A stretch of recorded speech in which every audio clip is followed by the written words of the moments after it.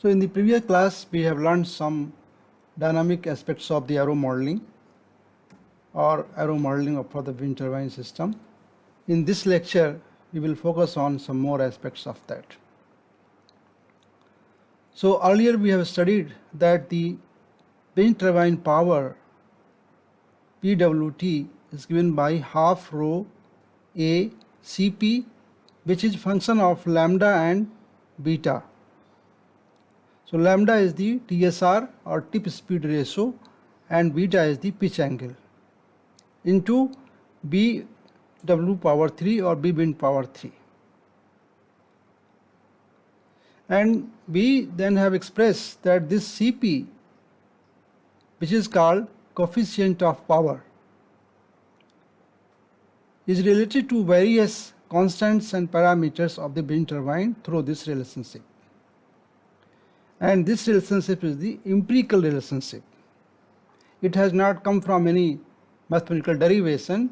It has been established by detailed experimental studies over the wind turbines of different ratings.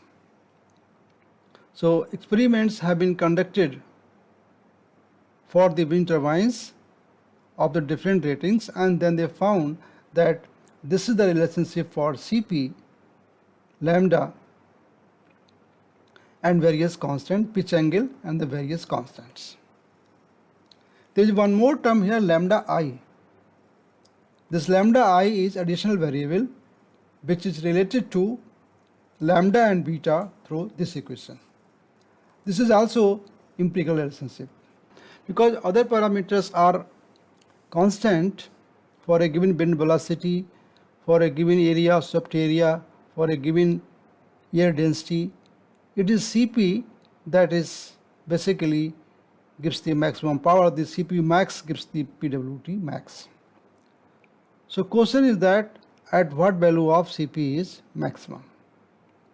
And if you remember in the previous class that we have studied that the Cp is max for certain value of lambda for a given pitch angle. So if we fix the pitch angle for a given wind velocity, then we find that the value of lambda, there is a value of lambda for which Cp is maximum. And that lambda was called as lambda is equal to lambda optimum. Okay, it's given here that lambda basically defined as optimum value of lambda. So for that value of lambda, we will get the maximum wind turbine power, which is available to the generator or which is given to the generator. And from again experimental studies, it is found that the value of Cp is between 0.4 to 0.6. In fact, 0.592 exactly, but less than 0.6. So Cp max, you can prove it mathematically, it's 0.592. So this is called wedge limit. So I will explain this, what is the wedge limit and what is meaning of this. So the term wedge limit, a researcher who worked on the wind turbine found that no wind turbine can exceed the efficiency of 59%. This is because the aerodynamic nature of the wind and the structure of the wind turbine. So the theoretical maximum amount of energy that can be extracted from the wind is 59%. And this limit is known as wedge limit because he proposed that concept. So therefore the highest efficiency that is possible for wind turbine is 59% at the level of the rotor. That means that incoming velocity and outgoing velocity, the overall efficiency is 10 to 30%. This efficiency is compared to 59%. So even 59 is maximum, but we hardly get the maximum. We get around 35 to 45%. And if you include the other losses such as the transmission losses, generator losses, storage and other devices, then the overall efficiency from this to this output, from the generator output, is around 10 to 30%. Now this energy extracted from the turbine is basically the difference of the kinetic energy. If you talk about the only wind turbine level, not generator, so how much energy is imported to the generator? That depends upon this dynamics of the air. What is that? So let us consider the wind stream like this, that there is a rotor area. This part is the rotor area, as you can see. Okay, so this is the rotor here, and then we have the input side, or you can say upstream side of the blade. This is upstream side, and this is the downstream side. Okay, so let the upstream side velocity be VW1 and the downstream side velocity be VW2. So outgoing velocity is VW2 and incoming velocity of the wind is VW1. So once the air hits the blades, the energy is imparted to the blades due to the drag and lift forces, and then the air leaves the blade. Obviously the velocity VW2 has to be less than VW1, otherwise energy will not be imparted. It will not be delivered to the blades, to the rotor of the turbine. So therefore we can say that the energy extracted from the wind is change in the kinetic energy while air moves from the upstream side to the downstream side. So this kinetic energy is given by half, as we proved earlier, mVW1 square minus VW2 square. And W1 is the upstream wind velocity, W2 is downstream wind velocity, m is the mass of the air. So last time we proved that mass of the air can be expressed by discharge and by area and velocity. So particularly dm by dt, the rate of change of mass, is given by rho into swept area into the wind velocity. Okay, so substituting this here in this equation by finding the wind turbine power, which is the rate of change of energy, that is d by dt of Ke. So d by dt of the whole expression which is given here. So half into d by dt of m into Bw1 square minus Bw2 square. This is square here, please correct this.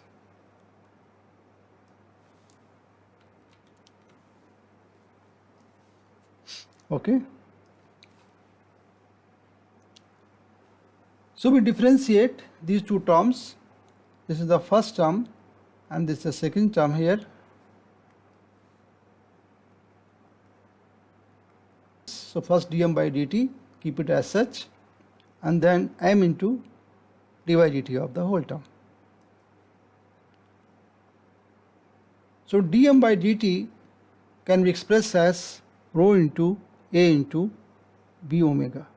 So this is rho into a into bw and multiplied by bw1 square minus bw2 square. Second term is plus m into 2, because we have to take derivative of bw1 square and bw2 square. That becomes 2 into bw1 into bw1 by dt plus bw2 and bw2 by dt. As you know that BW1 and BW2 are almost constant at a given point of time. So these terms become 0, both of these terms, and therefore we are left with the first term. So that is half into rho pi r square. Now we have expressed the area by the term pi r square, where r is the radius of the rotor of the wind turbine. This is called the swept area. Okay.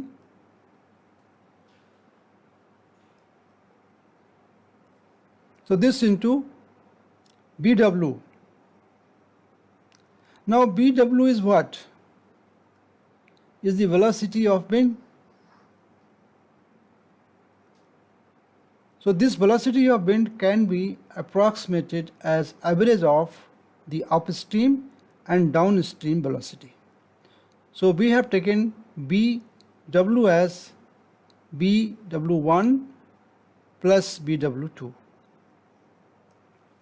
by 2. As you can see from diagram that this is the wind direction, this is the upstream here, this side is upstream, this is the downstream here, and at this point the velocity can be taken as B1 plus B2 by 2. So we have approximated wind velocity at near the rotor speed as B1 plus B2 by 2. It is approximation, and it is practically okay because it will not be different, it will be between B1 and B2 obviously, because here it is B1 and here it is B2, so it will be existing between B1 and B2. Therefore, this equation becomes BW1 plus BW2 by 2 into B square or B1 square minus B2 square. I will drop the term W, it is understood. So you please interpret as a BW, but I will speak B1 on B2. So B1 plus B2 here, and this is B1 square minus B2 square. Now we will take common B1 from this and B1 square from this.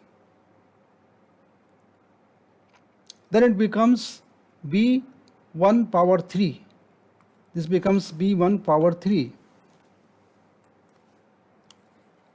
And the first term becomes 1 plus V2 by V1 here into 1 minus B2 square by B1 square, because we have taken B1 square common from this and B1 common from this. So overall common is V power 3. Leaving these terms in a fractional form, that is B2 by V1 and V2 by V1 square. Let us denote this ratio as x, some variable. Then it becomes 1 plus x, this term 1 plus x, and the next becomes 1 minus x square. Okay, and therefore we can write the P wind turbine equals to half P in. Now this is P in.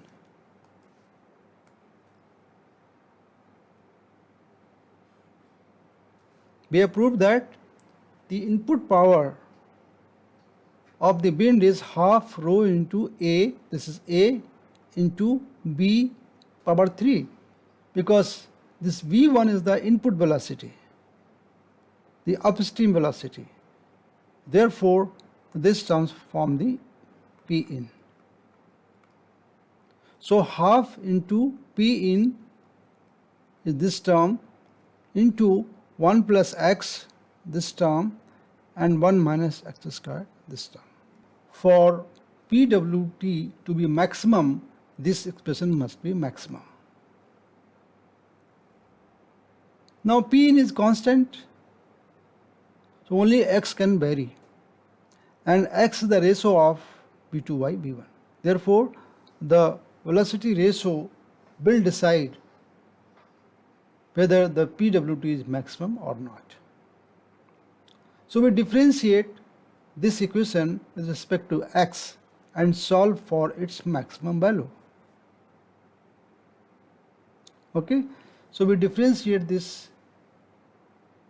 PW ty dx from here, then it becomes dy dx of whole term, this term, and which means we can use the derivative for each term. So first we take 1 minus x square as such, and then differentiate the 1 plus x, that becomes 1 here.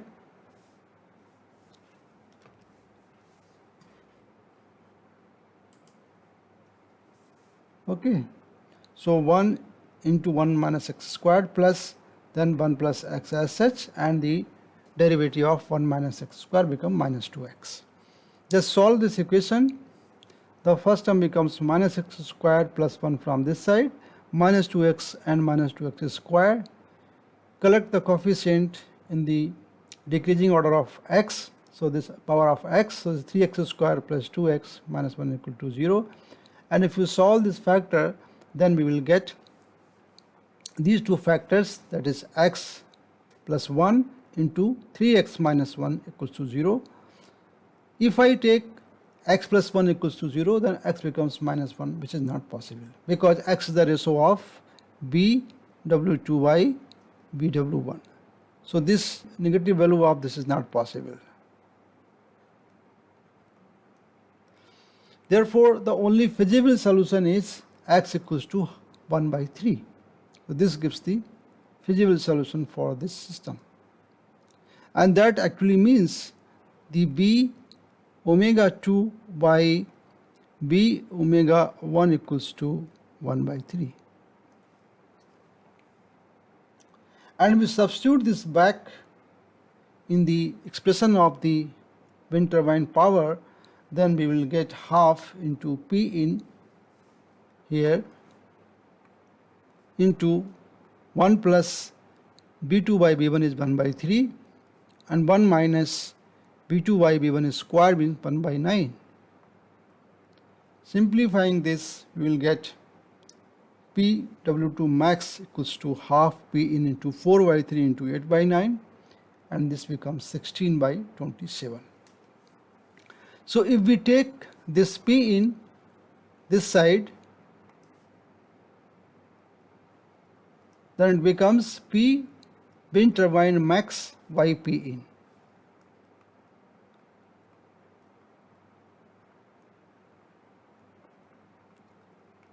And it equals to 16 by 27, which is 0.592. So that's why we said that the maximum efficiency that is possible for a wind turbine is 59.2%. And that happens when you make arrangement to let this happen, that BW2 by BW1 equal to 1 by 3.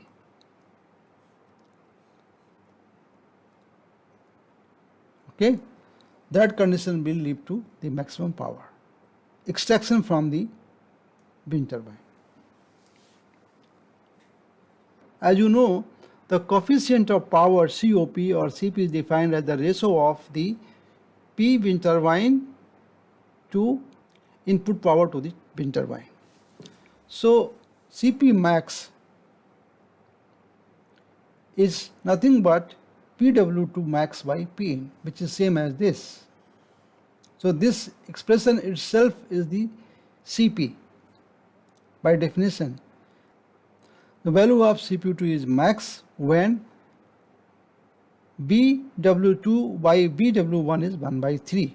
And we can prove that the second derivative of this PWT comes out to be negative to ensure that PWT is maximum at BW2 by BW1 equals to 1 by 3. This is maximum efficiency the actual efficiency is always less than this.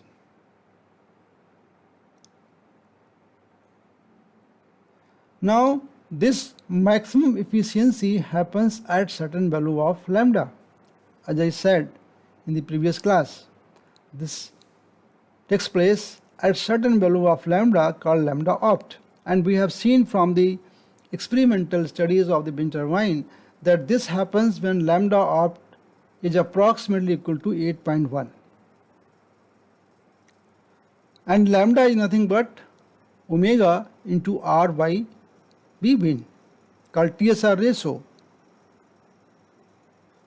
tip speed ratio. So for this optimum value of lambda, there is some optimum value of the angular speed of the rotation of the rotor, because this is constant. This is constant for a given wind velocity, and the rotor of the wind turbine, the lambda opt is directly proportional to the omega rotor. So we can write that this lambda opt is actually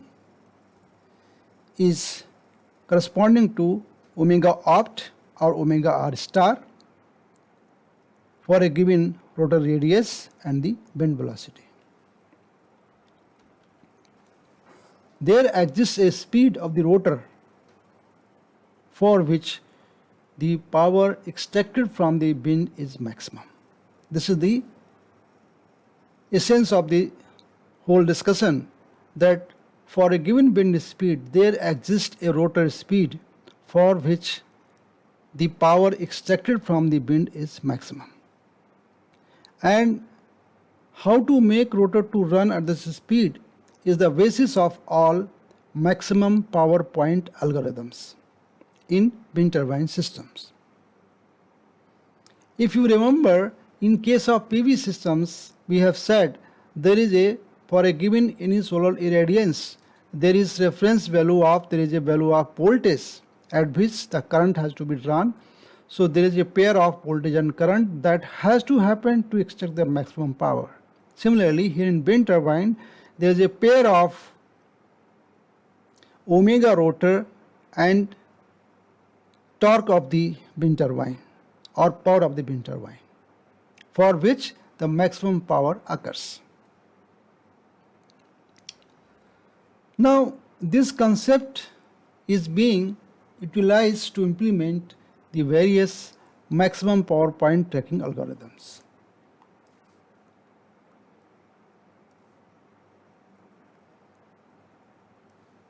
That there must be some optimum speed of the rotor that will lead to the extraction of the maximum power. So these important methods are used to use this concept. These methods are termed as optimum TSR method, optimum power or torque control method, and then hill climb searching method or perturb and observe method. This is a standard perturb and observe method, which we have also used for PV systems. We will briefly review these methods. You can go in more detail if you want to study, but here we just give the idea about these methods. So let us take first the optimum TSR method or optimum tip speed ratio control method. Now this method basically regulates the wind turbine rotor speed. As I said, that you have to bring the rotor speed such that it leads to the extraction of the maximum power. And you can see in this description that this is the when there are the blades of the wind turbine here, and this B is measured from the anemometer, and then there is a mapping. What is this mapping? There is a table which says that for a given wind turbine, you know what is delta opt. You know the rotor radius. So it will give the value of omega r star or omega r optimum. we can see this relationship that lambda equals to omega r into RR by BW, and then therefore we can write this for maximum power, lambda becomes the lambda optimum and omega r becomes omega r optimum or omega r star into RR by B omega or BW. Then omega r star becomes delta opt by R into B omega. So this is the output of this block, omega r star, or you can say omega r optimum, omega r opti. This is same. Then this value is compared with the reference, with the actual value. So omega r is compared with the actual shaft speed, angular speed here, and a PI controller is used to implement to find out the error between the omega r star and the omega. This error is fed to the control system, which controls the converter and hence the output voltage of the converter. Accordingly, the currents are drawn. Those currents will be such that they will lead to a certain speed which will minimize the difference between the omega r and omega r star. In the steady state, omega r equals to omega r star or omega r optimum.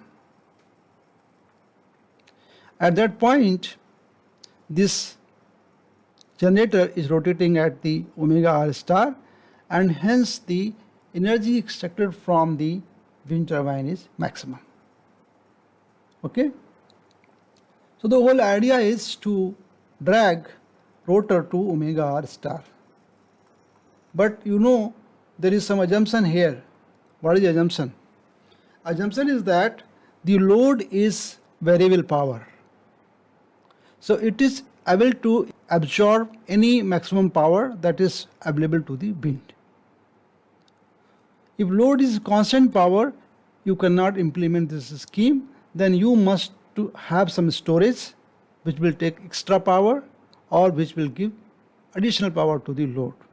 So if the load is constant power, you cannot implement this scheme. In that case, we have to have a storage system to absorb the extra power from the wind turbine as a maximum power. Then the next important scheme is optimum power or optimum torque control. In optimum power and optimum torque control, the idea is very simple, that rather comparing omega, we compare power.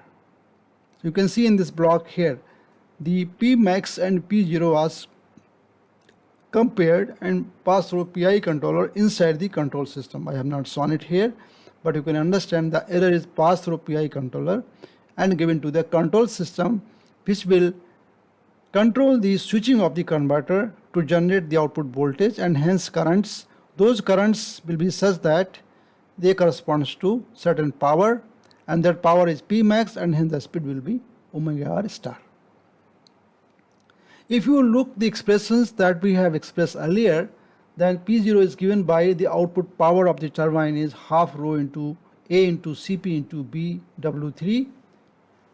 If we want this power as a maximum power, that is P0 max, then P0 max will happen at lambda is equal to lambda opt.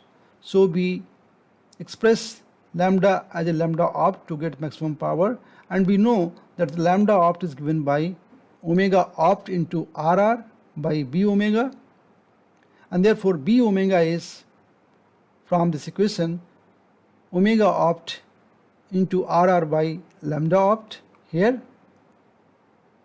Substitute this back here in this expression. So this is lambda opt into RR by lambda opt power 3, and this becomes pi r square here. This is rho half Cp max. Cp becomes Cp max for maximum power. Simplify this, we will get rho into pi into RR power 5, because 2 is here, 3 is here, and Cp max is this term, 2 is here, lambda opt 3 will come from this, and here lambda out power 3 will come. So we will see, we are seeing here that P0 max or output power of the wind turbine is some constant. The whole thing is some constant. Okay, so we will call it K optimum value of the some constant at the optimum value into omega out power 3. So what we see here, that for a given wind velocity we can find, for a given lambda opt we can find what is omega opt, and from that we can find what is P0 max. This P0 max is compared with the actual P0, and then there is an error here which is passed through the PI controller and the control system which controls the converter. In the steady state, the P0 has to be equal to P max. Again, this load is variable, otherwise it cannot absorb the varying maximum power. If the load is not a variable power, then we have to have a storage system here. Then comes the optimum torque control. There is no difference between the optimum torque control and optimum power control except the difference of omega, because the torque is P0 by omega. So I can write for any given maximum power, the torque equals to P0 max by omega opt.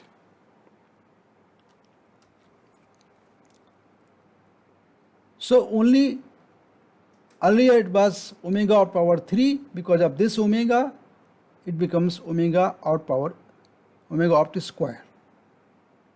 So this T0 max is again compared with the actual T0. That's only difference. And the error is passed through PI controller and control system. Then converter is switched in such a way it will lead to the output voltage, which will be giving some current to the load, and those currents will be such that the generator speed will be at, or rotor speed will be at omega r star. Clear? So these two methods are essentially same, except that we use the torque as a variable to be compared and take action over that. Power control method, we use the power comparison. In case of torque method, we use the torque comparison. Now this is a very standard method for PV system or for any other system called hill climb search, or we can say perturb and observe method. In this method we perturb the omega. You can see this is the omega. So we disturb the step by giving some differential value of omega over the omega, existing omega, and then we observe the change in the power. This process continues till the power becomes constant. When the power becomes constant, we stop, we say this is the optimum value of omega. This can be achieved in two methods. One is called large perturbation method and small perturbation method. So obviously you can guess it, for large perturbation method the steps are large. So therefore the convergence times becomes less, but the oscillations in the steady state in the power are more because of large step. But in case of the small step, the convergence time is more, but the oscillations in the steady state are very small. So that is the advantage of the small perturbation method over the large perturbation method. And this is standard method for even for PV systems. Perturb and observe method is a standard method for finding the maximum value. If we compare these methods, then you can see that relatively optimum TSR is having more advantage than others in terms of the performance under varying wind conditions. So you can see this capacity to work is very high, this is a medium, and this is performance is weak in case of varying wind. However, optimum TSR needs the measurement of wind speed, turbine speed, wind turbine characteristic, tracking speed, and complexity is slightly high. In power torque, there are two schemes. In fact, we may use the wind speed or we may use the shaft speed. I have not described that, but both of them are possible. In case of soft speed measurement or the angular speed measurement, it will be more complex in terms of the implementation. And other features are same except the tracking speed is slightly less. So in case of hill climb search method, it is quite heuristic in nature that you have to decide the steps for disturbance by yourself. So in that sense, it does not need any characteristics of the wind turbine. Okay, no wind speed measurement. Turbine speed is measured because you have to measure, then you have to act around that. The tracking speed is fairly low. The complexity is also low. But performance under bearing wind is weak. These are some references that have been referred for this presentation last 3 lectures, so you can go through them. I will attach those notes in your Moodle and you can go through this. So with this basic part of the wind turbine is completed, that is the aero modeling of the wind turbine or understanding of the wind turbine behavior. The next point starts that the rotor shaft is connected to the generator. Okay, then generator comes general dynamics, generator behavior. So as an electrical engineer, that is more important to us that how generator functions to take this input as a input power and convert into a reliable electrical output, which is interface either with the local load or with the grid. So those features we will talk in the coming classes.